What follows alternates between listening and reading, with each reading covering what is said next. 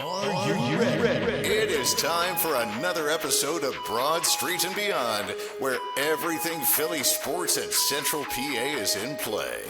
We leave those New York sports in the penalty box. And now, here's Chase and JT. What's going on, everyone? It is Broad Street and Beyond, back at you again. Joined this week by special guest host Noah White. Noah, thanks for hopping on today, and we're going to be talking about a whole bunch of stuff.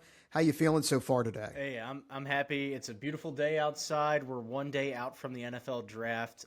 I could not be happier, John. Well, speaking of the NFL draft, that's one of the things that we're going to dive into today. In fact, that was the original reason that we had you on as a special guest, but then Chase had some other commitments, so you got elevated to co-host. And it fits you well. You wear that co-host hat pretty well. Hey, I'm still picking out the splinters from my behind, getting the call up from the bench. So I'm ready to go. I'm fired up. This week's Broad Street and Beyond is sponsored by. We are coming to you and recording to you from the Fairview Golf Course Studios. Great golf in Central PA for over 60 years. And now is the time to get out there. Do you hit the links often? Not often, and my game would, if you saw my game, you would know that it isn't very often that I hit the links, but when I do, Fairview's the place to go, especially around here. You look like you could get really lean into a drive. I imagine you can strike it down the fairway pretty well. Hey, the drive's good when it's straight. It's that short game that always seems to get to me, John. Also want to remind everyone that you can catch Broad Street and Beyond, of course, on our YouTube channel. Remember to like, share, and subscribe. But we're also now excited to be part of the Seven Mountains Media Sports family, so you can catch us over at 7mmsports.com and also on the Radio Novo app. So a couple of different places to find Broad Street and Beyond, as well as my partner here, Noah, started his own podcast with 7MM Sports Director Kyle Leff called Back to the Whiteboard.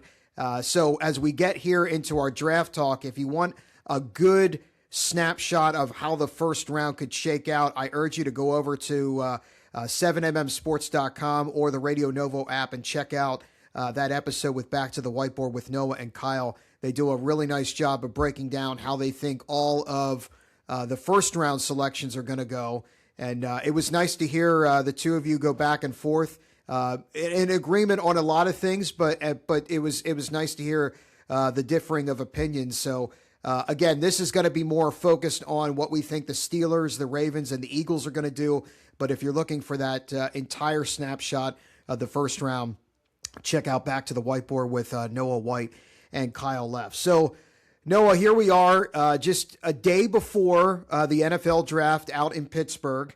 And I guess we can start off with the host city, the Pittsburgh Steelers. They have the 21st pick in the first round. They've got four picks, a second and 3/3 on day 2. Anything jump out to you? What did you have to refresh my memory what you and Kyle talked about on Back to the Whiteboard, but where do you see possibly that the Steelers could go? Yeah, I mean, they really do have a multitude of needs, and when you come in, you don't really know what's going to happen. It felt so predictable what they would do in the draft in terms of with Mike Tomlin at the helm. I think you and I were talking about this off air yesterday. It seems that in the Mike Tomlin era, at least any guy that they brought in for their top 30 visit, they ended up selecting that guy on day one, or at least one of those players. So Ty Simpson's a name to think about. I think there's also this pressure of being the host city in Pittsburgh. You kind of want to make a splashier choice, maybe at a premier skill position than you normally would. In my mock draft, as you could see on Back to the Whiteboard or on our 7MM Sports Lebanon social medias, I have them taking an edge here. I think that they could go Keldrick Falk out of Auburn. Just in my mock, I think TJ Watt, there's been some rumors on, do they deal an aging TJ Watt? Obviously, Mike McCarthy's more of an offensive-centric guy, and you already have Highsmith locked up to a long-term deal. You have Nick Herbig. Do you get younger and replace TJ Watt with a complementary piece, not necessarily a splash hit, but with Keldrick Falk? Or, they could really use some help on the offensive line. I could see them going there too, especially with the news dropping yesterday that Broderick Jones might be out for a couple of weeks to start off the season. Yeah, that was one thing that I noticed too. Whether or not how does that change their plans with Jones being out with a neck injury? I saw a mock and Simpson was a guy that was mentioned in this mock draft, somebody that they could definitely target in the first round, but they were thinking maybe a little more value in going with Emmanuel McNeil-Warren, the safety out of Toledo, to get some help into their secondary. And because they're also rumored there's a corner from San Diego State named Chris Johnson that they could target on day 2 as well. So it looks like that they could definitely target defense in the first round. I think, though, they would like to somewhere early in the draft, whether it be the first round. I don't think it's going to be the first round, but maybe second or third. They could look at a wideout. I think they would love to have somebody that they could add to DK Metcalf and Michael Pittman and give themselves a good trio of receivers. Yeah, and they've always loved that fast type wide receiver. You think a smaller guy like Calvin Austin who can maybe do something for you in the return game as well. So that's definitely in play for the Steelers as we get further into this draft. And like you said, they might not necessarily make the splash in the first round, but they might address those needs later on. Emmanuel McNeil-Warren would be a great pick for them. I say begrudgingly as a Ravens fan, the Steelers always have a really good defense, and I don't think that's going to change. I think they get better offensively, but is this Aaron Rodgers holdup going to be too much for them? Are they gonna go with Will Howard? Are they gonna go and draft a Drew Aller on day 3? We'll see. They're one of these teams that I really have no idea what they're going to do here in the first round and beyond. Yeah, I think the only thing that might change their plans in the first round, one of the things I read is that they really raved about Mekhi Lemon, the wideout from USC. I don't know if he's going to be there when they pick at number 21, but I think that could change things. If he would fall to them, I think it would be hard for them to pass him up. He put up some really good numbers last year with the Trojans, and I think that would be a guy that would be the perfect fit to Pittman and Metcalf to give them a great trio of wide receivers. But to your point, I mean, again, this quarterback situation, they're kind of on hold here. They're in this holding pattern. My guess is they probably won't hear anything until sometime. Well, I mean, the draft is tomorrow, but sometime after the draft, maybe by June, about what Aaron Rodgers' decision is going to make. They say this year they're not hanging on that, and they're not, they're kind of going about business as usual. But I mean, you have to think that some of their strategies, as far as the offense goes, has to play into it. Yeah, and there's one thing that's certain: Aaron Rodgers will hold up anything that you try to do, especially later on in his career. He's kind of been known for these antics, and yeah, they've kind of just been in they've been in a quarterback purgatory since Ben Roethlisberger left. They don't pick high enough that they get one of these top-end elite talents. When they have a decent pick in the first round, it seems that it's a weaker quarterback class. You think of the Kenny Pickett year. It was him or Malik Willis. They decided to go with Kenny Pickett. Malik Willis didn't get drafted till the 3rd round. And I think it's this is what the quarterback class is much like this year, where it's Fernando Mendoza and the field much later on. Right. And to your point, you did say, I also saw that they were possibly looking at, one prediction would be taking, I'm blank. Oh, Drew Aller. I almost said Will Howard, and that's why I blank. It's Drew Aller that they would take in the 4th round on day 3. Will Howard, on the other hand, is right now projected to be QB1 when they go into OTAs. So, yeah, there's certainly a lot to work out there. But yeah, this Drew Aller. What's your take on Drew Aller? I'm just unless he was so underdeveloped by the coaching staff at Penn State, I'm really not sure what to think of him as an NFL draft prospect. Yeah, I think there's going to be two really successful quarterbacks out of this draft class. One being Fernando Mendoza. I think he's heading into the right situation at the right time, which you don't get to say for a number one pick typically, but it seems like the Raiders had a really good offseason. They got a new plan coming in. He doesn't seem like he's going to be the starter day one.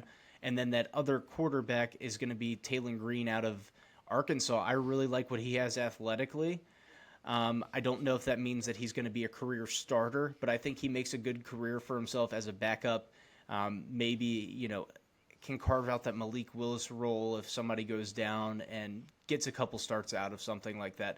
But outside of that, I'm not really in love with any of the other quarterbacks in this draft class, and that includes Drew Aller because of his lack of footwork. All right, so we'll see tomorrow night. We'll get our answer as the host Pittsburgh Steelers. They will draft number 21. Let's switch over to the Ravens, Noah. I'll defer to you on this. For those that don't know, Noah is a huge Baltimore Ravens fan and a huge Baltimore Orioles fan, and we'll get to his O's here in just a little bit. Noah, I will defer to your Ravens expertise. What would you like to see happen tomorrow night in the first round, and balance that out with what you think might happen? Yeah. I think there's really three. The Ravens are always known for the BPA method, which is something that Howie Roseman uses in Philadelphia as well. That's the best player available wherever they're slotted to. They're picking at number 14. The last time they picked at number 14, Kyle Hamilton, all-pro safety. Ever heard of him? Yeah, he fell into their laps the last time that they picked at 14. I think they're going to get a pick at a really good player here. I think really it stays close to home. Just head up to Happy Valley. I think the pick is Aliva Venga Awane. I could see the only reason that wouldn't be the pick is one of two scenarios. Ruben Bain Jr. People are really concerned in the first 13 picks about that arm length, and he falls somehow to the Ravens at 14. And Eric DaCosta has gotten some luck with players like that not testing well, but being good football players, and that he ends up getting them where he wanted without having to move around. The other name I'm hearing, if Venga Awane is drafted prior to 14, I could see the pick being Kenyon Sadiq or Spencer Fano out of Utah, if that's the case. But really, I think they're sitting in a great position, though. Yeah, to be honest, I do as well. I think, especially with old head coach John Harbaugh having 2 picks in the top 10. I think one of those ends up getting traded. You have a lot of positions that you don't typically need if you're the Baltimore Ravens that are going to get drafted beforehand, and you're sitting pretty with a pick of maybe 3 or 4 players, really solid football players that can make an impact right away at pick number 14. But if you had your choice, you would want Awane. I would love Awane. Yeah, I think that would be a solid choice. What is your do you have any kind of feel as to that he would? I don't want to put you on the spot and say definitely, but what would you say the chances are that he goes before that? It could happen. It could happen. I think if there's a team that really is trying to move up and they don't think that that's going to happen, I could see him moving up a little bit, but a lot of these teams don't need interior offensive line help in front of them. Right before them, LA could be something sneaky. They like wide receivers, but they also lost offensive lineman Rob Havenstein to retirement, so I could see that happening. But they might be looking for more of a tackle than a traditional interior lineman. So I think the likelihood is Aliva Venga Awane for the Ravens, but I could see a scenario where they like the athleticism of Kenyon Sadiq or Ruben Bain Jr. falls to him. Of course, there could always be the shocker, or maybe not so. Maybe the Raiders just flip the whole draft on its head and they don't take Mendoza with the number 1 pick, and then that throws the whole thing out of whack. But I mean, at this point, I would think it would be pretty hard for them not to take Mendoza at number 1. Yeah, the only people that are going to throw this draft out of whack are the people that are typically in those top 5 picks. The Jets would be somebody to screw it up.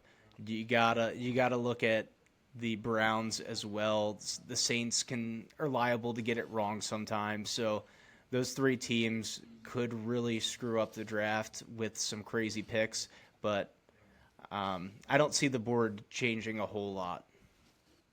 Although that would be not always in the number one pick, but that would be kind of on brand for the Raiders franchise. Yes, it would be. I think they're heading. Well, and on brand for the Jets too, and the Browns for that matter. Yeah, I think the Raiders are have the best sense of direction out of these teams now. It seems like they're starting to figure things out. But yeah, those three teams are definitely always liable to do something wacky that makes you scratch your head. Heading over now to the Eagles, Noah. So we'll get into the draft talk in just a few moments, but the news grabbing headlines was the report from Adam Schefter to start the week saying that AJ Brown is imminently or very likely to be traded to the New England Patriots sometime after the draft. It'll be interesting to see. Maybe I don't know if it happens during the draft or not, but so it'll be interesting to see what kind of compensation the Eagles get back for somebody like A.J. Brown. If you have to look at what some of the other trades have made, you would have to think at this point, Howie Roseman's been looking for a first-round pick. It would be hard to imagine the Eagles not getting at least getting a first-round pick out of this deal if it happens, or when it happens, I guess I should say. Yeah, I think it's going to be, in all likelihood, I think the best-case scenario for the Eagles would be that they trade A.J. Brown as a post-June 1 designation and get a first-round pick next year. You already know where the Patriots are picking this year. It's the end of the draft. This is well known as a very top-heavy draft class, but the top-heaviness, it comes in the first 20 picks. So I think if you got a first round next year where there's a lot of quarterbacks that you might need, you don't know what Jalen Hurts is going to be in a year from now, or you're confident in how you're doing that, and you might get a draft class like 2018 where there's 5 quarterbacks taken in the first round. That really helps out your odds when you're not having a quarterback as a position of needs. Now, I would like to say, how do we know how Adam Schefter? Who did Adam Schefter have to go on a girls' trip with to get this information? That's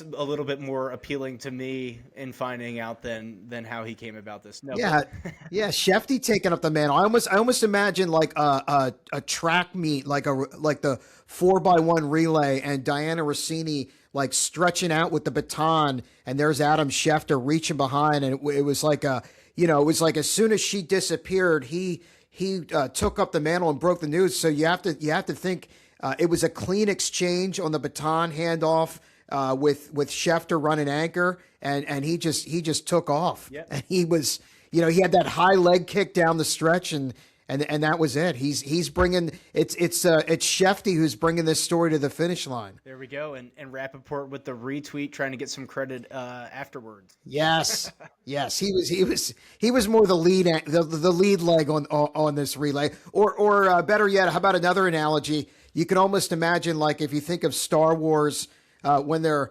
handing the Death Star plans over to Princess Leia. That's what Rossini was doing. All the AJ Brown scoops, she's handing them off to Adam Schefter. Here, I'm not going to make it. You're going to have to take it over from here. Shefty, you're our only hope.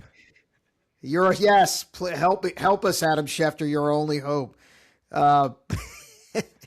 But, all kidding aside, as far as like where the Eagles could go in the first round, I could see them going a couple of different ways. I guess the A.J. Brown news would have people thinking that they would look wide receiver in the first round. I don't think that's what they're going to do in the first round. I think if I had my pick, I would love to see the Eagles address the offensive line. Okay. I think that's something that they really have to start looking at long term.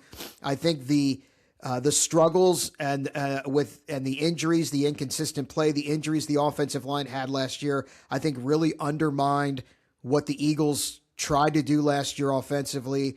It was the reason that their run game really struggled. Saquon Barkley had an off year. So one name that I've heard would be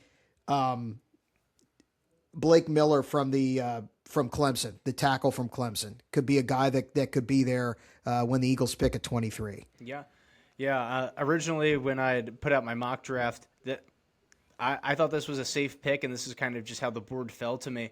I had him taking Omar Cooper Jr. out of Indiana. Now I think he's going to go much higher than that. He's not going to be around. Not that you wouldn't if he was there, I feel like that's got to be a shoe-in pick for the Eagles, knowing that A.J. Brown is going to be a Patriot.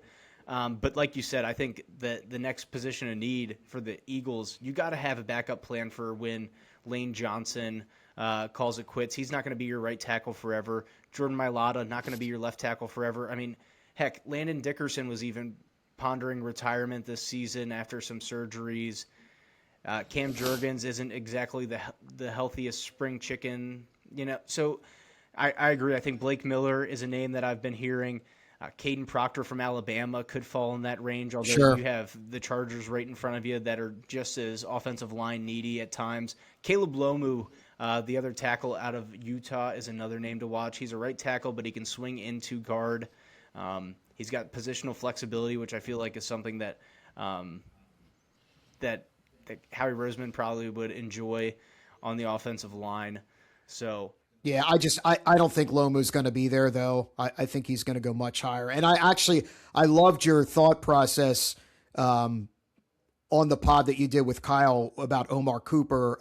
But to your point, I just don't think he's going to be there at 23. And I really think that the Eagles have to start thinking who is going to be that next right tackle with Lane Johnson. And again, I would like to see if they could snag a guard, because if, Landon Dickerson signed that short 2-year extension, it looks like the beating that his body has taken, that he's going to be retiring much sooner than later. Yeah, and lucky enough for the Eagles, this is actually a very the first 3 to 4 rounds are very depthy for offensive linemen, especially interior offensive linemen. So, you could double up and take another guard or something else later to bulk up the trenches while you're at it.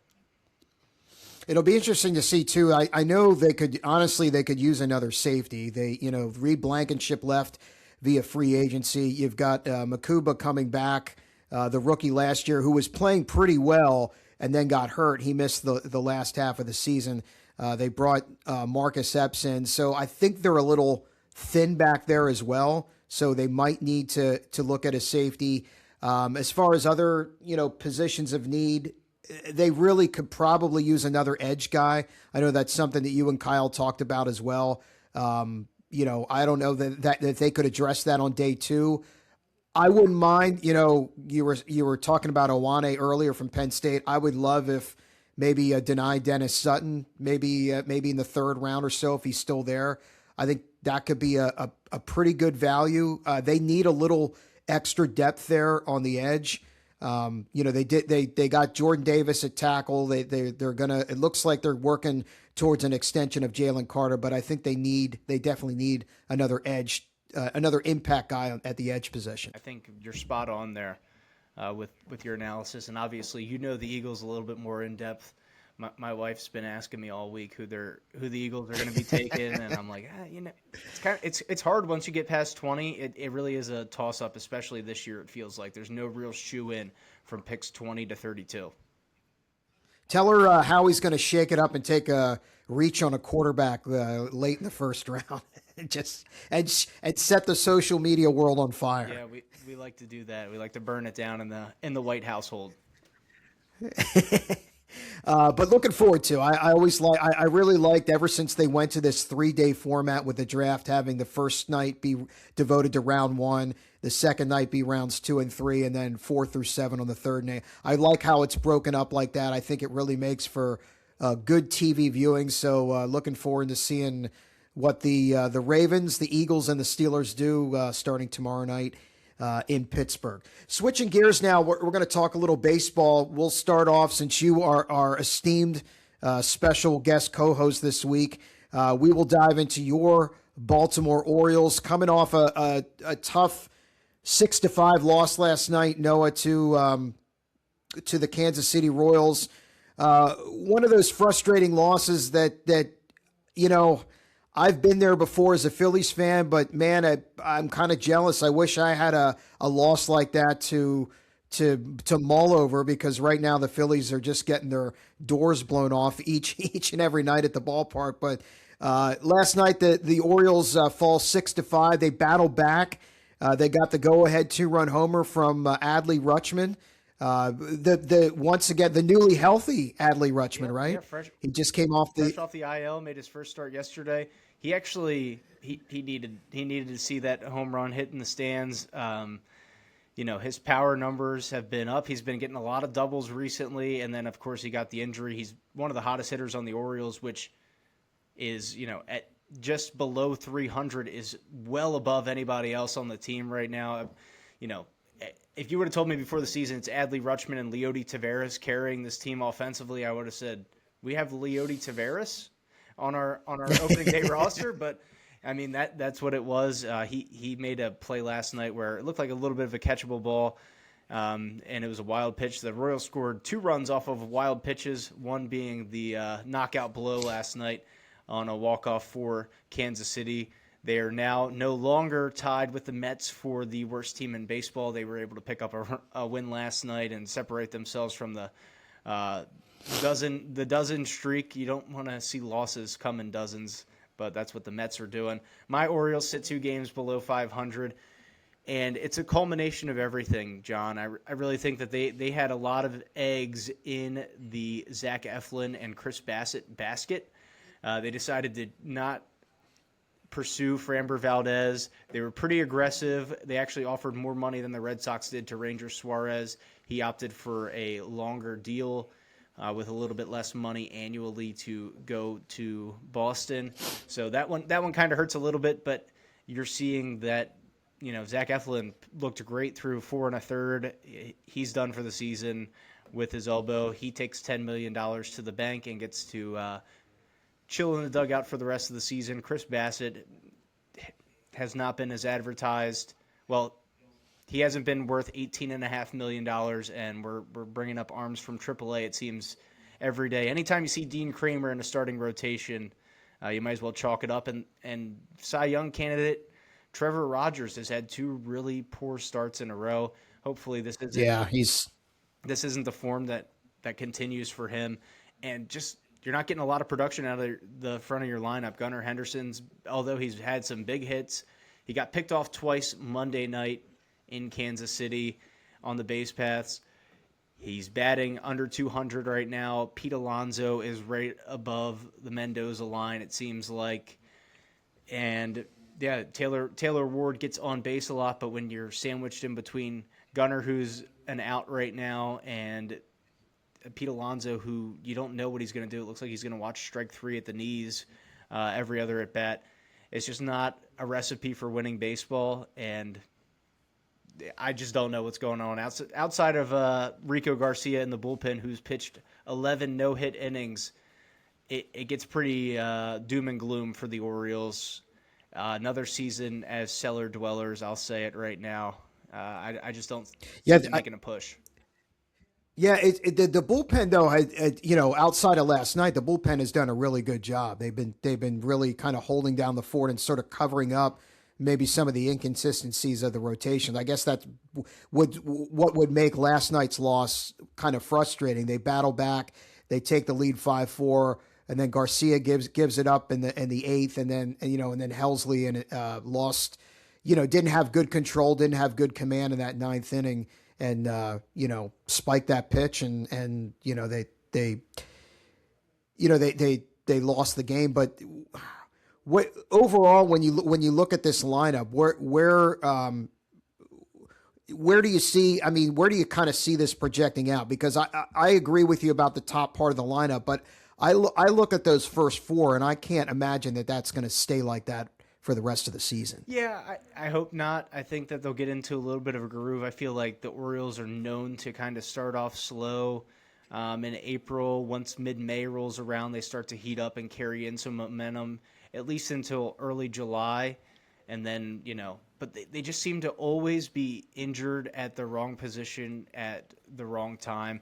Jackson Holliday got pulled out of a AAA appearance the other night. I just saw that, with re-aggravating that hamate bone that's kept him out so far this season. But they've gotten a lot of production from guys that you wouldn't expect at the bottom of the lineup, like a Jeremiah Jackson, who's come onto the scene. He had a pretty good season at the end of the year last year as a late call-up for the O's, and he's kind of continued that success early on this season, much so that Craig Albernaz has put him into the number 5 hole from batting 9th. So, I think this lineup's going to shake up a little bit. You got a new manager. You're still trying to feel things out a little bit, and we're only 3 weeks into the season. All right, Noah, so we go from a disappointment to an absolute disaster right now, which would be the Philadelphia Phillies, who last night went out there and they notched their 7th loss in a row, losing 7-4 to the Chicago Cubs. They're now 8-15. Amazingly enough, of course, not in last place in the National League East. That distinction belongs to the New York Mets, who are in an even bigger funk right now than the Phillies, losers of 12 in a row. But you got the Phillies, and it's like, I hear what the Phillies are saying. I hear Rob Thompson talking about how frustrated the players are, and they know they've got to play better, and they're putting in the work. Dave Dombrowski has echoed some of the same sentiments. He made the statement, though, I guess it was yesterday, that right now that the Phillies do not have a cleanup hitter. I could have told you that going into the season when Alec Boehm was projected to be the cleanup hitter. Alec Boehm, even when he was going good, was not a cleanup hitter. That's just not the type of player he is. There's been a lot of speculation out there. Ken Rosenthal put something out the other day about that Rob Thompson could be a manager on the hot seat. Dave Dombrowski has come out and refuted that and said that they have no plans at this time to make any kind of switch at the managerial position. What do you think? Would it be too early to do something like that? And at this point, when you look at what the Phillies are, would a move like that even make a difference? I don't know. I would lean towards no. A move like that doesn't make that much of a difference, but I feel like we saw this, 4 years ago in this same exact position. Last time it was Joe Girardi for Rob Thompson, and the Phillies, like the thing that it did in the clubhouse when you cut ties with the manager early, like it typically doesn't work out, but for whatever reason, that group, most of which are still on the roster, it seemed to work for them, and it led to a World Series appearance. So it's hard to say. Maybe Phillies kind of built for it. Maybe that iteration of the Phillies was built for it, and this one is not.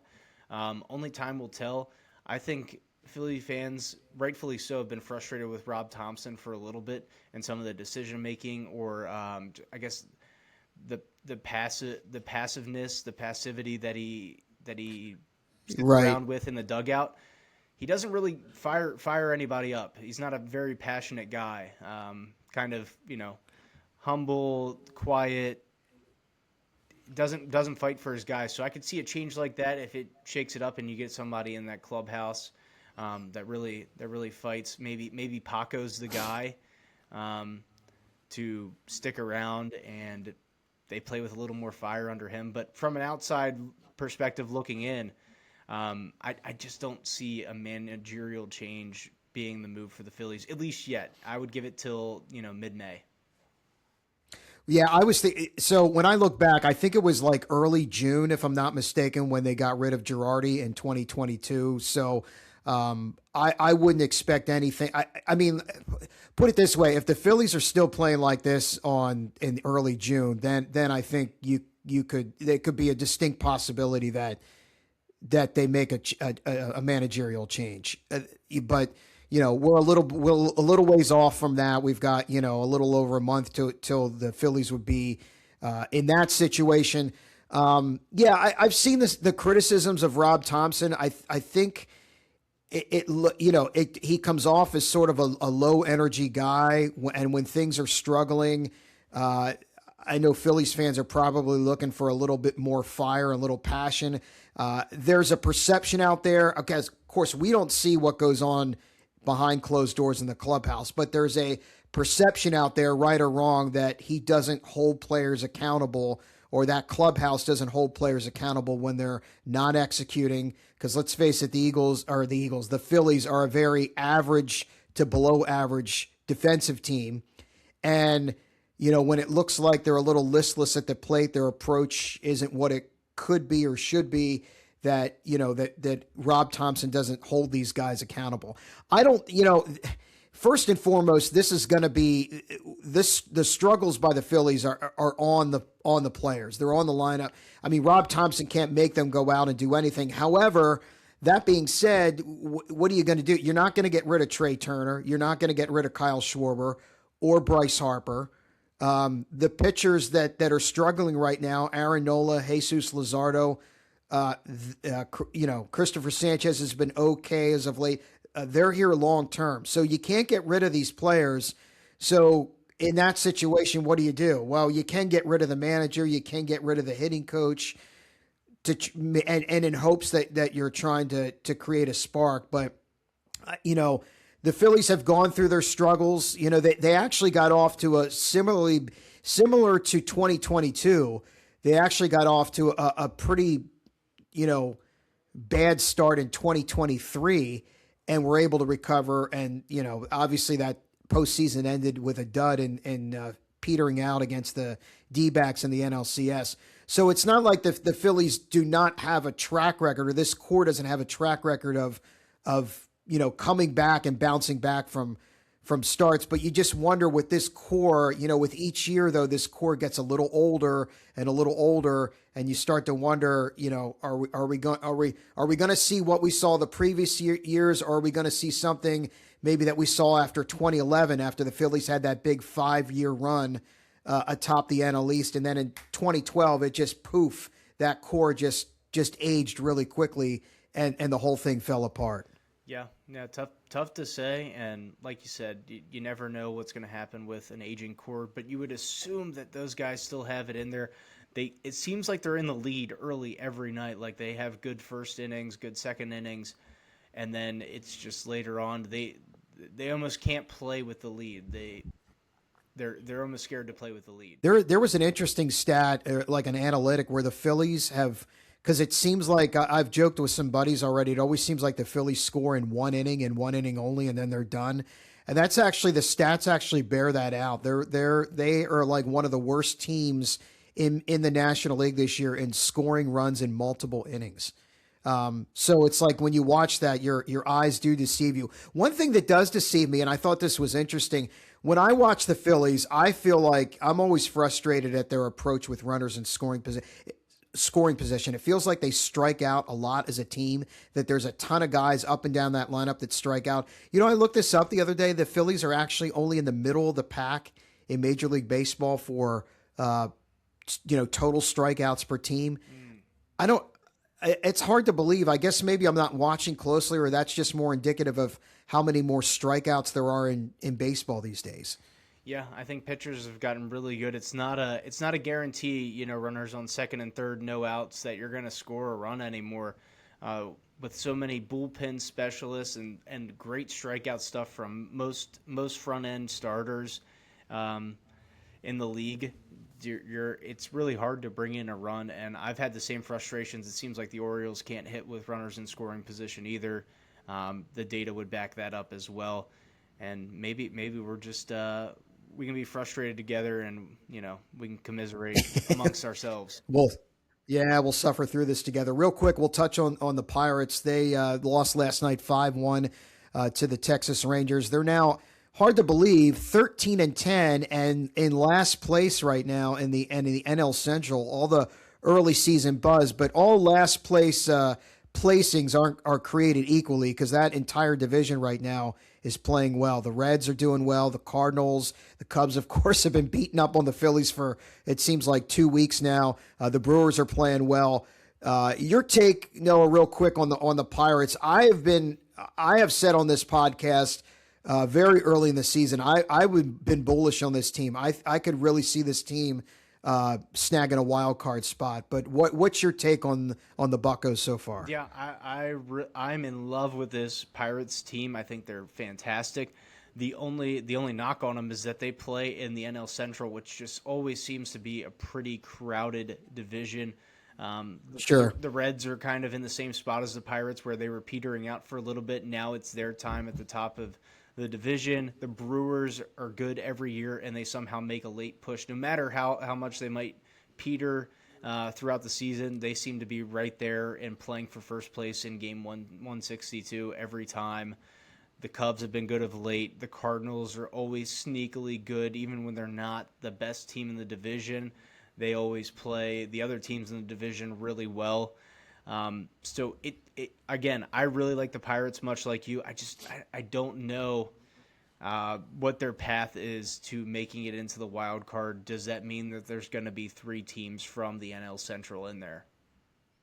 Well, and that's happened. I mean, that's happened more times than not. It usually seems like you get that extra wild card team either coming out of the Central or, and then you got the NL West right now with the Dodgers, Padres, and Diamondbacks all playing well. So to your point, you're right that as you kind of move through here, but again, it's still early. I still feel like things haven't quite settled in yet where and it always seems like there is that one division every year that's really exceptional. I know the one year, not too long ago, maybe like 2 years ago or so, the AL East was like really good from top to bottom. I think the last time the Orioles were in the postseason, like it might have been the year that the Orioles won the division. It was like really good from top to bottom. Like there were no bad teams whatsoever. The year the Orioles won the division in 20. That would have been 23. The Rays were fighting for a spot on the last day of the season, like they were right there for the best record in baseball. And the Toronto Blue Jays were a wild card team that year as well. The year after, when the Orioles were a wild card team, Toronto was also in the playoffs, and the Yankees were going on a run as well. Yeah. So So last night they run into some tough luck. They end up losing 5-1 to Texas. They were down 2-1, and I think it was the top of the 5th inning. O'Neal Cruz hit what looked like was going to be a go-ahead 3-run homer. I don't know if you saw this, but Evan Carter made a terrific catch in center field, and I think he did reach over the wall, if I'm not mistaken. Yeah, I think I think without that catch, I think it definitely would have been a home run. So then you're looking at a 4-2 lead, and then it kind of fell apart there in the bottom of the 5th there. Mladzinski gave up 2 runs, and then he got pulled. He might have been charged with all 5 runs, if I'm not mistaken. An uncharacteristic bad start for him. He had been going really well. His ERA, I think he had a sub-2 ERA coming in to last night. And they took him out. He threw like 93 pitches in 4 1/3 innings. But another reason why I'm high on them, between him and Ashcraft and, of course, Paul Skeens, I mean, you got to like their starting rotation, too. Yeah, and Bubba Chandler coming out of the bullpen, he's going to be a staple. And they have Thomas Harrington down in AAA. He's the next big gun ready to go for them.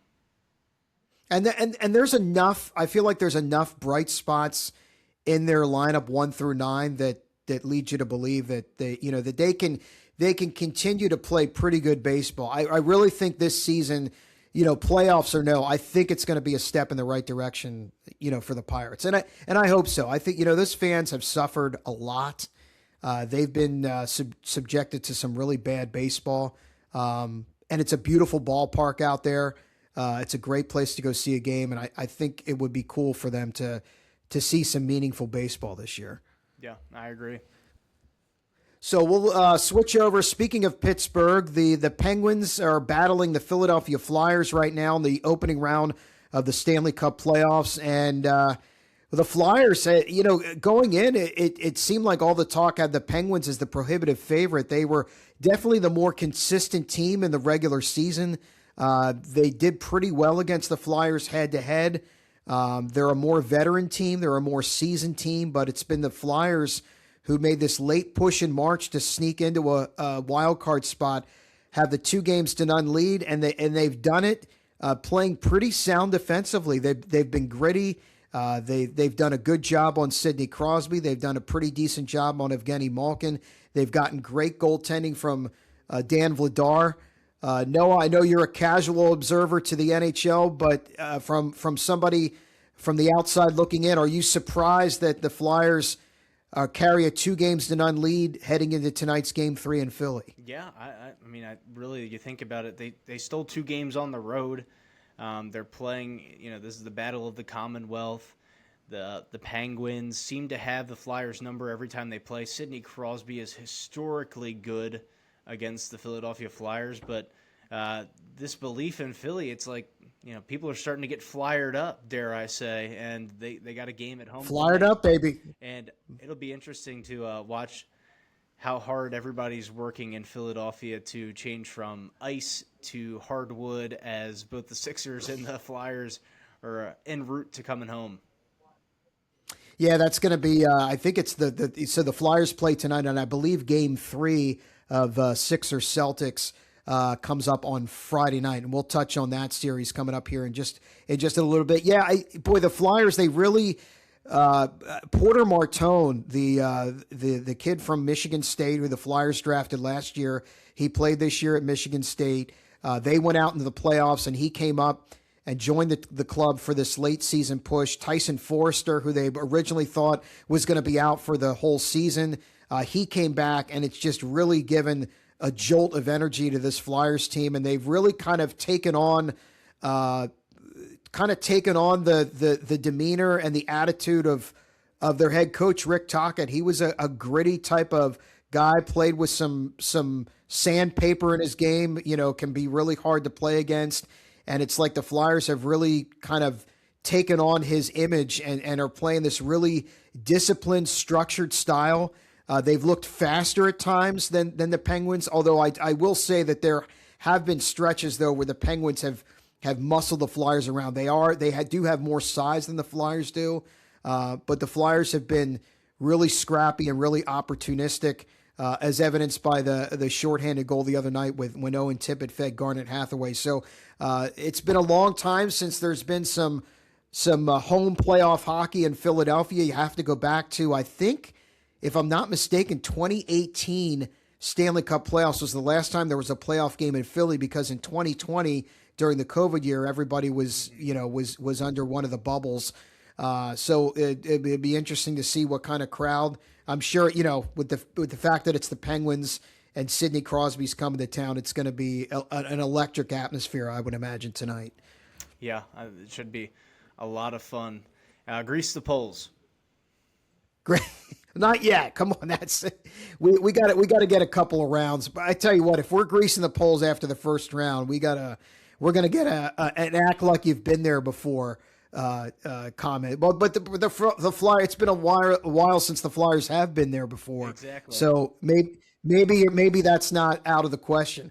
The Hershey Bears last night, Noah, they opened up the Calder Cup playoffs against a team that they're very familiar with, and a team that they really struggled against during the regular season, the Bridgeport Islanders. And lo and behold, last night they go up to Bridgeport and get a 2-0 win in this very short best-of-3 series. They snapped a tie midway through the third period. It was a scoreless game, and it was David Gucciardi taking the feed from Henrik Grabinski on a 2-on-1, and then Ilya Protas got the empty netter. Surprised at all, but that the Bears came away with the win last night. I am a little bit surprised. It seems like all season, like you said, John, Bridgeport's had their number. It's been a tough go for head coach Derek King in his first season as the Flyers head coach, as the Hershey Bears head coach. And you started to feel a little entitlement in Chocolate Town. People were already seemingly calling for his head after a rough go of it. And listen, they are entitled to it. It's been a great team for many years. What is it? 13 Calder Cup championships. Yeah. They're ready for number 14. They lost last year in the second round, so they were close yet again. They get a new coach, new regime. You think it's going to take a little bit of time, but again, they sneak in with just a week left in the season. into the Calder Cup playoffs, and here they are stealing a game in Bridgeport in just a 3-game series. It comes back to Chocolate Town, and yeah, they got a real chance, John. Yeah, hopefully they're looking for a good crowd Thursday night at Giant Center. Yeah, the Bears had lost the last 4 regular season meetings this year against Bridgeport, including one at Giant Center just a couple of days ago on the 18th, 2-1. In fact, you'd have to go back to December 20th, the last time that the Bears beat Bridgeport. But, some of those games have been pretty close. So it's like sometimes you see a team that many times, and, if you're evenly matched, sometimes you look at, and as we know in hockey, the playoffs, everything gets more defensive minded. Everyone's a little more disciplined. So, becomes a tighter checking game. And, sometimes a team like the Bears, maybe, you just get this fresh start, a reset button. And they played a really disciplined game last night. Because again, Bridgeport has really given them fits throughout the regular season. So we'll see if go ahead. Sorry. And having Ilya Protas back is great for the Bears right. as well. They're happy to have him back after he goes up for Washington, scores his first career goal, comes back down in time for a Calder Cup push.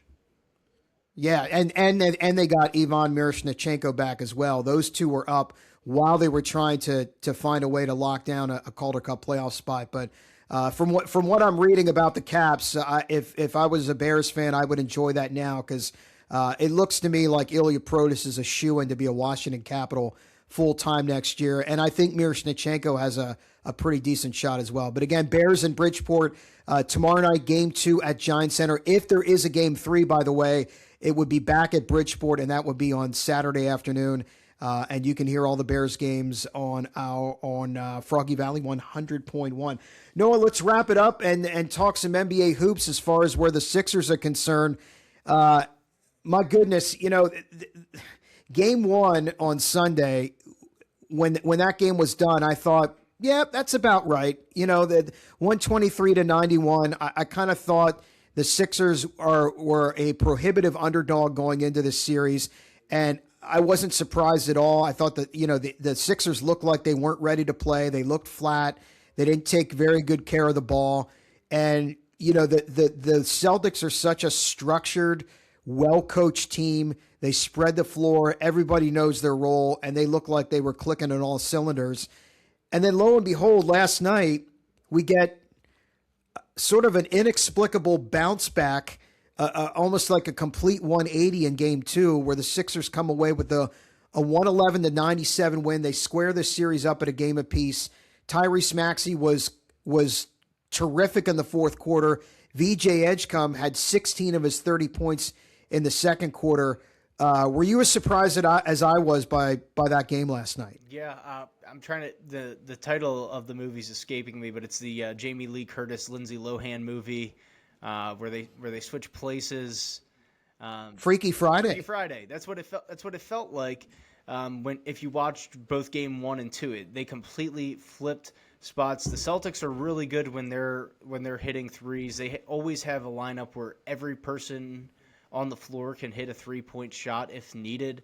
Obviously, with the acquisition of Nikola Vucevic and all of that, they're well-rounded. But they missed 33s last night. The Sixers shot over 50% from beyond the arc.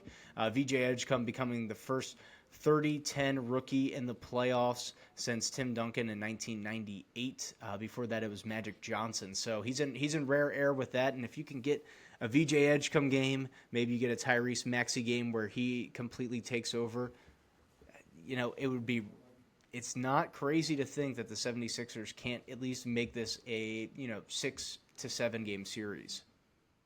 Yeah, I will say this though about the Celtics, we've watched this before. Even the year they won the championship, and it happened last year in the postseason. They do have these games where they kind of fall into that trap of they are a really good 3-point shooting team. They take a lot of threes.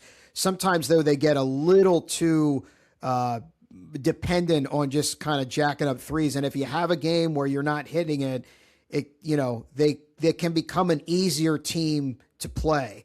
And, the Sixers kept pushing back. I was honestly, so when the Celtics got it to like 3, or I think they got it down to a 1-point game in the fourth quarter, it really felt like that's where the momentum was going to switch. And that's when Maxey stepped up and made some huge plays. So there were a couple of spots in that game where, as much as the Sixers played well, the Celtics did make some pushes and get right back into the game. And moments where it seemed like the Sixers might fold, they actually responded every single time. And the Sixers have been, win or lose all year, they have been an entertaining team to watch. As far as like a good form of entertainment, I'm never really bored by watching a Sixers game, but it's hard, it was hard with certain guys in and out of the lineup, Embiid and Paul George, and Maxey spent some time injured, Edgecombe had been banged up. It was hard to kind of take them seriously as far as really kind of to get yourself invested in. And I still think that, as a Sixers fan, I was over the moon last night. I still think the Celtics are going to win the series, but, I don't know. Stranger things have happened, and now the question becomes: the longer the series goes, do we see? What's the status of Joel Embiid and his recovery from his appendectomy? Does he make his way back into the lineup in this series? And how would that change things? Yeah, Zach Wheeler loses a rib. Joel Embiid loses an appendix. What's going on in Philadelphia? Certainly not a cheesesteak diet. But yeah, like you said, I think the Celtics, I would lean towards them winning this series, but I think the 76ers can get frisky enough to make this make Joe Mazzulla clench a little tighter. So the only series right now in the East that's actually 2-0 is the Cavs and the Raptors. The other ones are 2 of them are 1-1, and then of course tonight is Magic Pistons game 2. You got to think that the Pistons will probably respond in that game after losing game 1. So I would say it's likely that series is going to be 1-1 after tonight. But there's a lot of I think there's a lot of 1-1 series out west. I think you just have if I'm not mistaken, the Lakers I think are the only team up 2-0 right now against the Rockets. Look at you, boy! You would make my son happy wearing that. Yeah, wearing my Luka Doncic shirt. It's partially because the Mavericks are sniffing a top 10 pick rather than anywhere near the playoffs. And unfortunately, that is with Luka Doncic. So I'm a Luka Doncic supporter, not a Lakers fan, but it is nice, and hopefully he'll be healthy and ready to go towards the end of this series or maybe even next. Yeah, the latest I'm hearing is I think it's looking less likely that he's going to end up coming back in this series, although I guess there is a chance that the Lakers could get Austin Reeves back at some point in this series, but certainly up 2-0, snagging those first two. They've really played inspired defense. Marcus Smart locking up Kevin Durant at times last night. Yeah, and you take out one Caucasian American in Austin Reeves, you put in Luke Kennard. I'm sure they didn't even notice. You're squinting, you're like, oh, that's not 15, is it? Nope. Luke Kennard's had a great playoff run so far as a playoff specialist, and LeBron turning back the clock like it seems like he's been able to do that a couple of times this season, and he picks and chooses. But he's done it a couple of times in particular against the Rockets. I don't know if it's the defensive game plan or what, but it seems like LeBron seems to turn back the clock offensively against Houston. He's motivated when he goes against KD. I think that's what it is. I believe so. The old guard. All right, well, that's gonna wrap it up for this edition of Broad Street and Beyond. No, it was a pleasure having you on. This was good stuff. I love getting the perspective. We lean heavily on the Philly teams.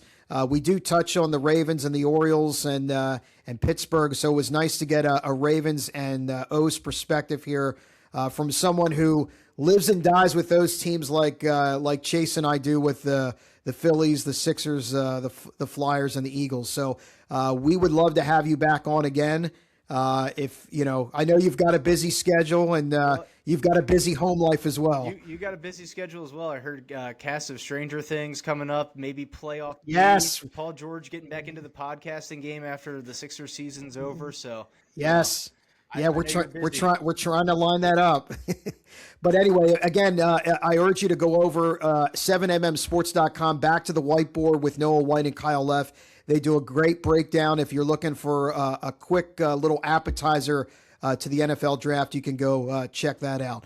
We want to thank Noah for joining us this week from the Fairview Golf Course Studios for Broad Street and Beyond. Remember, you can catch us over at 7mmsports.com on the YouTube channel. And remember to like, share, and subscribe. And we will talk to you again next week.